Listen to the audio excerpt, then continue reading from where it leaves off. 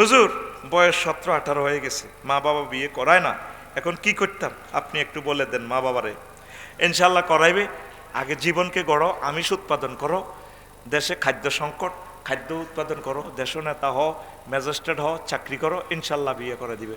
18 বছর যদিও রাষ্ট্রীয়ভাবে বিয়ে বা বালেগ হইলে করানো যায়, কিন্তু তোর বিয়েটা অন করা দিলে তো 9 মাসের ভিতরে হলাম আমি, ওই যে বইটি কেমনে হাইলবি, এই পরিমাণ খানা তো নাই। আজকে তো আমি আমিষ উৎপাদন হলে ডাকাতিয়া গাঙ্গে মাছ ছাড়ছি, তোগুলাই মাছ হালতে আসি যাতে আল্লাহ ইডার উসিলা তোকে বিয়ের ব্যবস্থা হয়।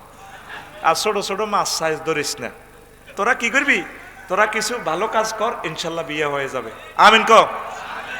পোনা ধরবো না, পোনা ধরবো না রে। আগে মতলব আজিগঞ্জে কত মাছ পাওয়া যাইতো নি, অন আসেনি মাছ, কেউ ছাড়ে না তো। আঙ্গো সিদ্দিক ভাই, বাদল গাজী, সিটিংয়ের সব খানাউল্লাহ পার্টি। তো হাইলে আজকে ওয়াদা করক আল্লাহ যদি তারা চেয়ারম্যান বানায়, প্রত্যেক বছর এই ডাকাতিয়া নদীতে 2 কেজি 10 কেজি হোক মাছের এ করি প্রিয় নেত্রীর নামে, নেতার নামে, আফসারি ভাইয়ের নামে মাছ আলাইব আল্লাহর হস্তে, ঠিক কিনা? প্রত্যেকে আমরা এই যদি 500 লোকেও 1 কেজি করে মাছ ফালাই, কয়েকশো টন মাছ উৎপাদিত হবে, ঠিক কিনা?